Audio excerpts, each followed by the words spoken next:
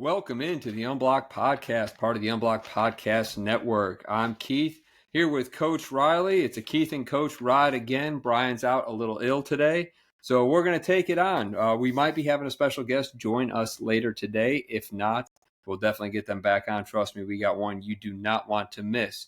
This episode is brought to you by Run and Try. Go and see my guy Aaron over there. All your shoes, socks, accessory needs for all your running. It's getting to be that time of year. Good weather out there. Go check them out. Also, please remember to like, follow, subscribe. All of our platforms in Unblocked, Twitter, Instagram, YouTube, Facebook. And also, most importantly, please interact with us. That's where we have the most fun. And Coach, speaking of interacting, we do have a couple questions from some fans today. All right. So Hey, I'll go I got first. a question for you before you go to it. Okay. Let's go. The sponsor, do they do geriatric shoes also for us old people who just walk? I mean, where can we? Yeah. Can He'll take care of whatever you need. He'll take care. He's one of those people. He's one of those people sick in the head. He gets up and runs 30 miles just for fun. Oh my gosh. So, my left foot's bigger than my right foot, so I mean, I have some issues there. So No, he's got all the equipment. You'll get on the little scale. They'll test your pressure points, check your shoe size, and get you custom fit. And your feet will thank you. I love it. So we got some questions from our fans who've interacted with us on Twitter. Coach, this one's for you. Jay in Toledo asks, what is wrong with San Francisco, and did the Browns finally break them? San Francisco is a member of the National Football League, which is geared for everybody to go 8-9 or 9-8. And that sort of works itself out as the year goes. Now their quarterback is hurt.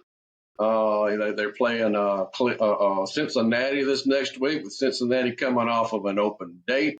They may lose another one. I mean, it's a tough league, and I don't think anybody's broken anybody. It's just it's part of the game when you play in the NFL. Nobody's going to go undefeated. There's going to be very few teams win 10. I mean, it's just hard. I mean, it's hard. So San Francisco will be fine, but nobody's going to just dominate the National Football League. Yeah, I've always said the NFL is probably the most fast to adapt as far as the league goes. You see every year teams have to, even Kansas City, everyone knows what Patrick Mahomes can do, but every year he adapts and finds something new to do that these coordinators haven't seen before. And maybe it's just Brock Purdy's time that everyone's seen him at least once in person in that division and around the league. And now they have a better game plan for him, and there's a lot more film on him. I think there's a lot to that. I mean, that's why backup quarterbacks, I hate to bring up your Bears, but, backup quarterbacks, tend to do pretty good early because there's just nothing on them. And there are no tendencies on them. There are no which way do they look? Do they pat the ball before they release it? What are their tendencies? Or, you have to build some film on them. And that film always catches up, which is why the great ones are miracles. The guys that last as long as they did, because you're right, they adapted.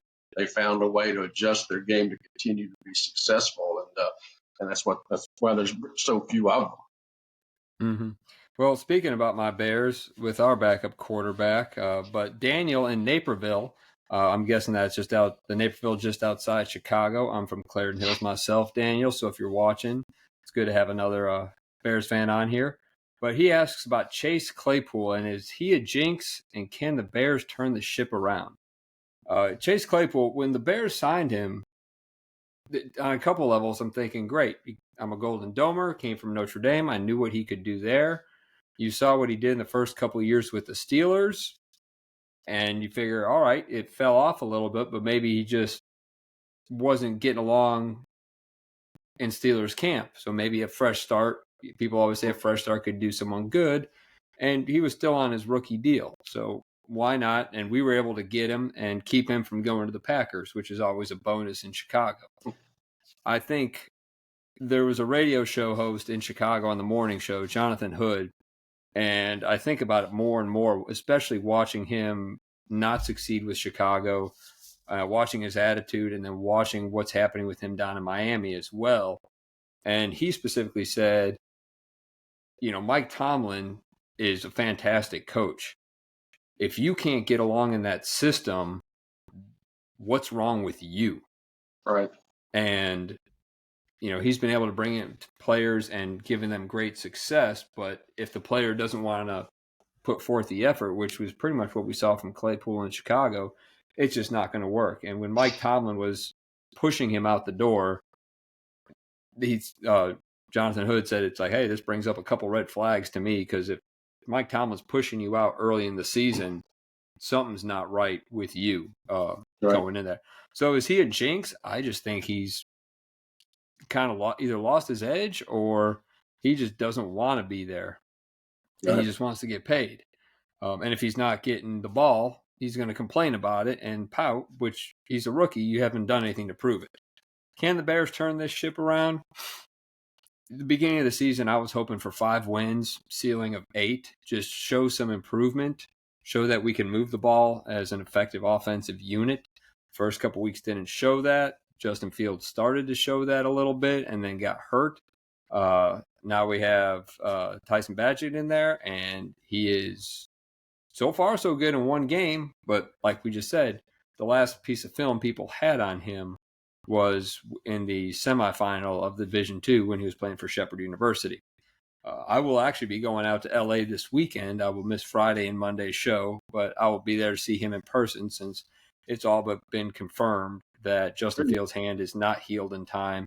And as one caller so eloquently put it, this baguette guy in Chicago will be starting again. So there's some film on him now. Chargers are a good team. They got a good defensive line. See what they can do. And, maybe we can turn around. Again, I'm thinking 5 wins is still a good season, in my opinion. But if they turn this around and we get 6 or 7, which I'm not 100% convinced on, then it's even better. And the good news is we got Carolina's number 1 pick, and they are crashing and burning pretty quick, and who knows how much longer Ron Rivera is going to be there. But so as far as Chase Claypool goes, I think it's an attitude issue, and it's going to be a hard reality when there's no teams out there willing to take a risk on him. Or you look at what the Dolphins are even desperate to do, is turn him into a tight end and use him as an outlet guy instead of a receiver, because they just don't need him there. But going around the NFL, Coach, anything catching your eye? Any going on looking into this weekend? As I said earlier, the league continues to work itself as it always does to 8-9, 9-8, 10-7. I mean, it's where it continues to head. It's how the league is built.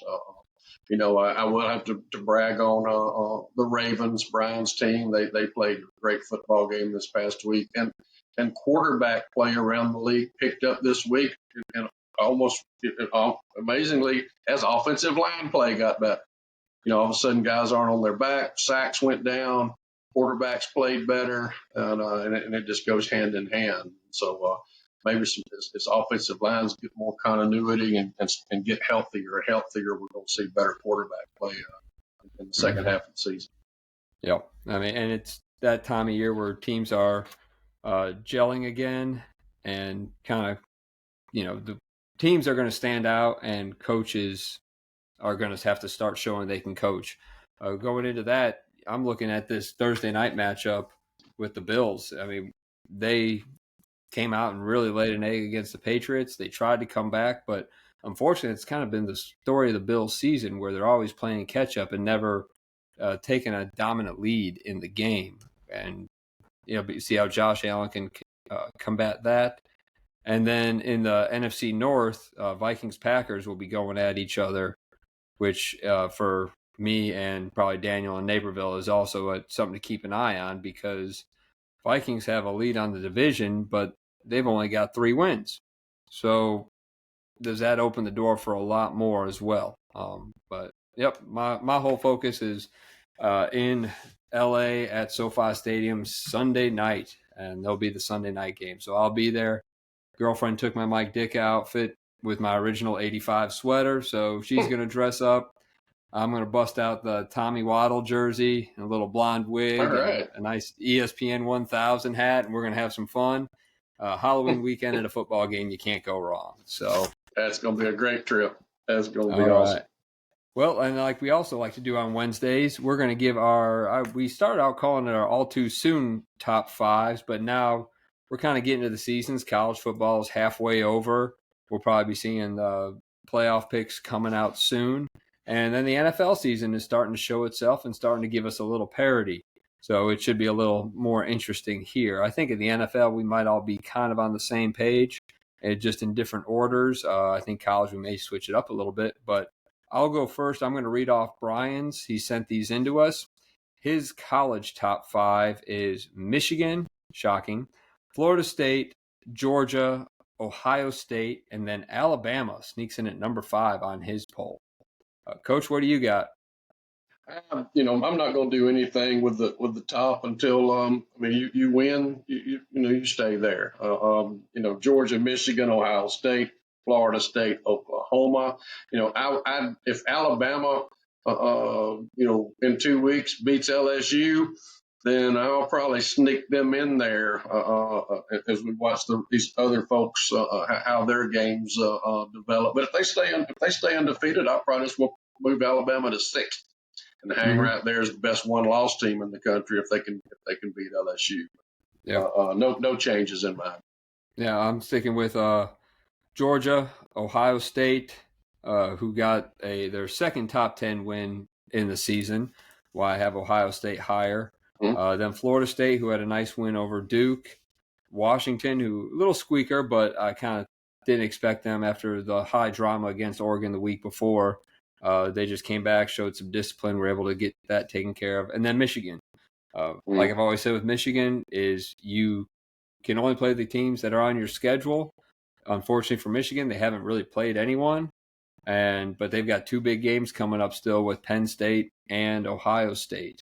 So Michigan is hanging around there. If all Michigan needs to do for me is really just show that they can dominate and play this kind of football against a top 10 or wherever Penn State top 15 team is now, and I'll be happy to move them right up to number 2. But I'm with you. You're Sure. champs until you're not. But yeah, Michigan they're doing everything right to impress the committee based on their schedule, and they're not. I mean, they're impressing everybody out there.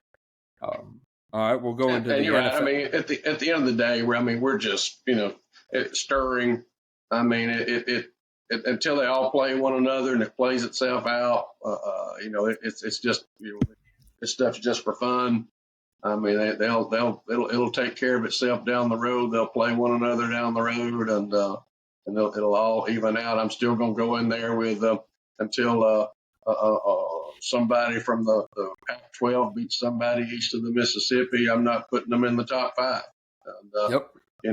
I think Washington averaged 1 yard a carry last week against Arizona State. 1-5, Arizona State. I think they averaged 1 yard a carry.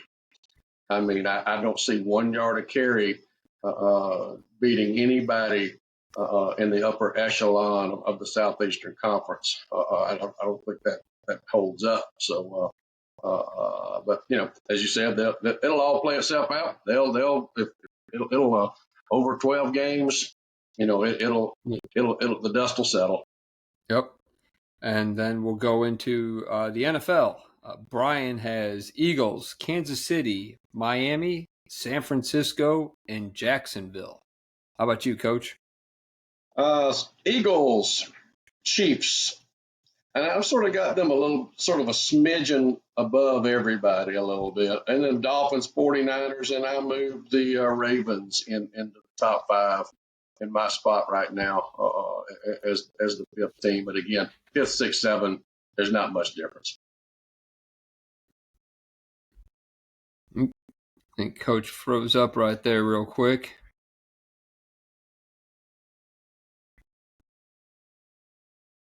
See if we can get this figured out here.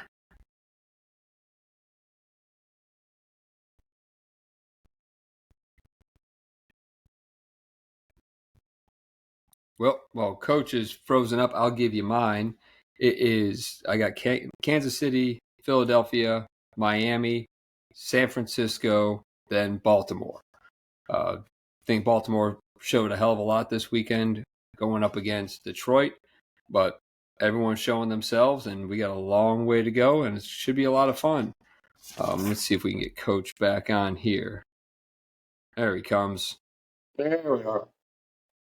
There he is. Little Wi-Fi issue there. It happens. No worries. I just did mine. I went Kansas City, Philadelphia, Miami, San Francisco, and then Baltimore.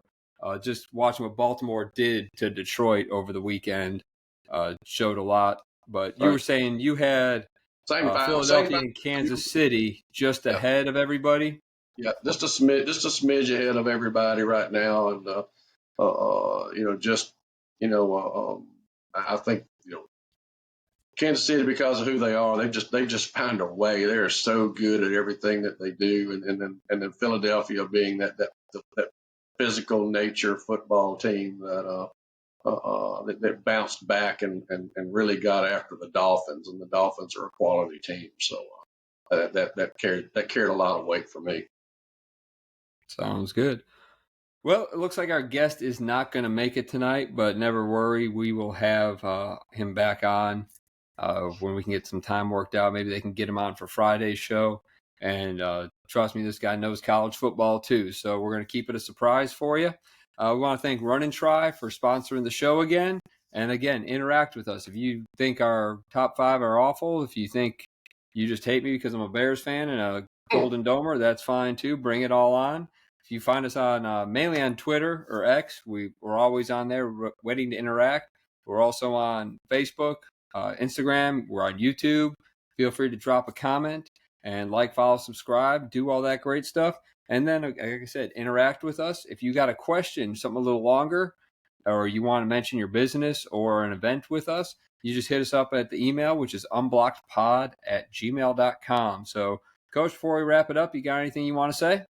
Just want to wish hope Brian gets to feeling better. Miss you, buddy, and know you hate not being able to be on tonight. Take care of yourself, and we'll check in on you later. Okay. Sounds good, Brian. Get well. So from me, I'm Keith. Coach Riley here. We'll catch you next time on the Unblocked Podcast Network.